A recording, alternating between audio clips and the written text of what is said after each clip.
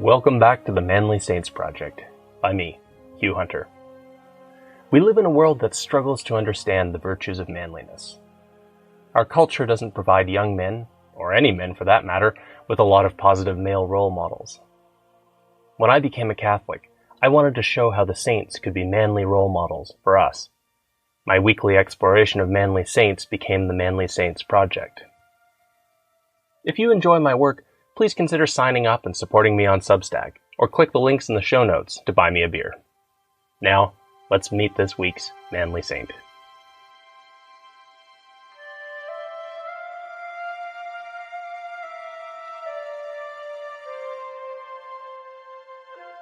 Join me today to meet a saint who was betrayed by an emperor and survived. Name: John Maron, Johanna Maroon, sometimes John Maron of Sarum. Life: 628 to 707 A.D. Status: Saint. Feast: March 2nd. It was the 7th century A.D., and the Byzantine Roman Empire was losing its hold on the Middle East. The mighty Sassanid Persians had captured Syria and Palestine. But then, with a tremendous effort, the Byzantines roused themselves. By 628, the Byzantine Emperor, Heraclius, had reconquered Syria and Palestine and driven the Persians back. But Byzantine Rome and Persia were the great powers of their age, and their conflict had left them both exhausted. Still, with the Middle East recaptured, Heraclius prepared for peace and recuperation. But a new threat was emerging in Arabia. The religion of Islam had been founded by Muhammad, and after his death in 632, Muslim armies marched north, headed for the freshly restored Roman provinces. The exhausted Romans and Persians mustered their forces, but it would not be enough. In the wars to come, Persia would cease to exist. In an effort to save the Roman Middle East, Heraclius would meet the armies of the Rashidun Caliphate at the Battle of the Yarmouk in the summer of 636. The Romans lost badly. The armies of Islam moved north.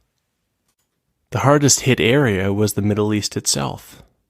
It had been ravaged, depopulated by war. Many families fled. Then, as often happened, war led to an outbreak of disease. The church was supposed to provide leadership, but things looked so unstable that the Patriarch of Antioch, when there was one, stayed far away from the fighting. But there was one man who was not afraid to take a leadership position. His name was John Maron, a priest. His gifts of healing were much needed during the disease that followed the war. But as he moved through the land, John Maron realized that his people needed more than health. They needed to be restored. John Maron led them as they prayed for that restoration. And then, quite unexpectedly, help arrived. They were called the Mardaites. These Christian warriors burst onto the scene, recapturing large areas of the Middle East and forming a buffer between Byzantine Rome and the Rashidun Caliphate. It seems that John Maron was a leader or ally of the Mardaite forces. Who were the Mardaites exactly? Historians still argue over the answer. Some think the Mardaites were the people of the region, stirred up to defend themselves by John Maron and other leaders. Some think they were soldiers from a Christian Hittite kingdom in the mountains.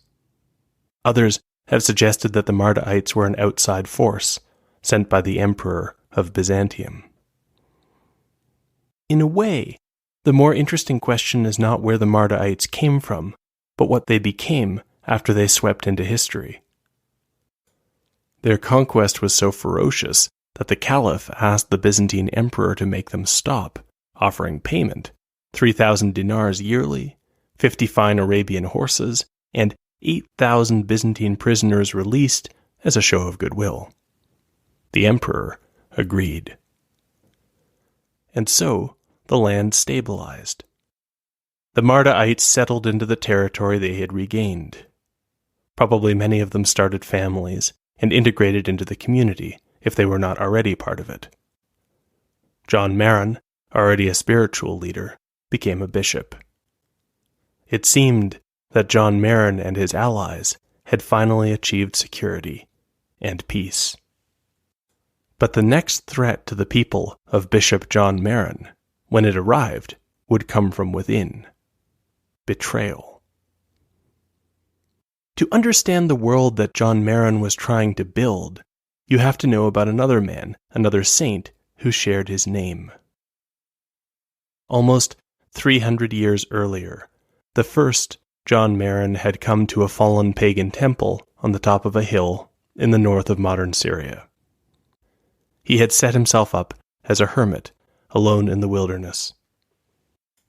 He lived in the open, sleeping on the ground under the stars. And like a star, the hermit John Maron had a kind of gravitation that drew others to him. Soon he had a few students, also trying to live as holy hermits on the hilltops. Maron taught them his simple, austere way of life. And he had another lesson too. John Maron and those who came after him were totally obedient to the church. When, as a young cleric, the future Bishop Theodoret came to visit them, he was a little embarrassed when the much older hermits deferred to him. But that was John Maron's idea. They were not going to spawn heresies. The church would set the doctrine. The hermits were there to live it out. The hermit John Maron had the gift of healing. But as Theodoret remembered, John Maron's healing was said to touch not just the body, but also the soul. Those who visited Maron could become better men. If you struggled with anger or greed, if you had a hard time being self-motivated or achieving self-control, a visit to John Maron could change your character. No wonder that a community began to form around the hermit. Eventually, John Maron was so well loved in that community that when he died, things got a little out of hand. As Theodoret puts it, a bitter war over his body arose between his neighbors. The community of hermits that had grown up around Saint John Maron was now so large and well known that the emperor at the time, Marcian, decided to give it a gift. He had a massive monastery built. It could accommodate hundreds of monks. Hundreds of monks came, both from the hermits and from young men inspired by their example. The monastery was dedicated to the hermit who had started it all, Saint John Maron. The monastery of Saint John Maron became the heart of one Christian community in the Roman Middle East. They didn't always have an easy time of it. It was a time of theological questions, and theological questions often took on political significance. These were just the sort of disputes that John Maron had tried to avoid. Even so, John Maron's teaching regarding orthodoxy and being in step with Rome sometimes put the community at odds with other Christian groups, even at odds with the Imperial party in Constantinople. But the community grew around the monastery. All that changed in the horror of the 7th century. Suddenly, the followers of Saint John Maron no longer lived in a Christian country, as Zoroastrian Persians, then Muslim Arabs invaded. It was at that moment that God sent a second John Maron, today's manly saint, to continue the work of his namesake, the Holy Hermit. Now, John Maron had worked with the Mardaites to save his people militarily. As a bishop, he was leading them spiritually as well, shepherding them through the hard times of the 7th century. Now that the Mardaites had reconquered the Christian lands, and the Christians finally had local leadership, it seemed that things were getting better. But in Byzantium, there was a new emperor, and a new caliph arose in Damascus. The new emperor, Justinian II, would become known for his brutality and lack of tact. Unfortunately for the Christian world, the new caliph was a much more subtle man. Where previous caliphs had seen the Mardaites as an unsolvable military obstacle, the new caliph realized that the Mardaites had one obvious weakness: their loyalty to Justinian II. The new caliph offered Justinian II a deal: move the bulk of the Mardaite forces to Armenia, and the caliph would pay the emperor 1,000 dinars per week, and every week send a brand new horse, a slave, to sweeten the bargain. The new emperor agreed. And just like that, the Middle East had lost its protection. Perhaps, from the point of view of the emperor, this made sense. It was his job to look at the big picture. And yet future historians saw this as a massive blunder. The historian Theophanes sadly wrote that the emperor's decision meant that the brazen wall, the wall of armored men who stood against the armies of Islam, had fallen. From the point of view of John Maron and his people, it was a devastating betrayal. They had shed their own sweat and blood to recapture their land under the emperor's banner. Now he had as good as given it away. John and his Maronites, as they began to see themselves, no longer trusted Byzantium. They began to look out for themselves. The See of Antioch was still vacant, so Bishop John Maron was put forward to become Patriarch. The Pope was enthusiastic. No one else dared to take the job. Patriarch Maron didn't even bother consulting the emperor. And at that, Justinian II flew into a rage. The way he saw it, John Maron and his Maronites were still under imperial authority, whether they liked it or not.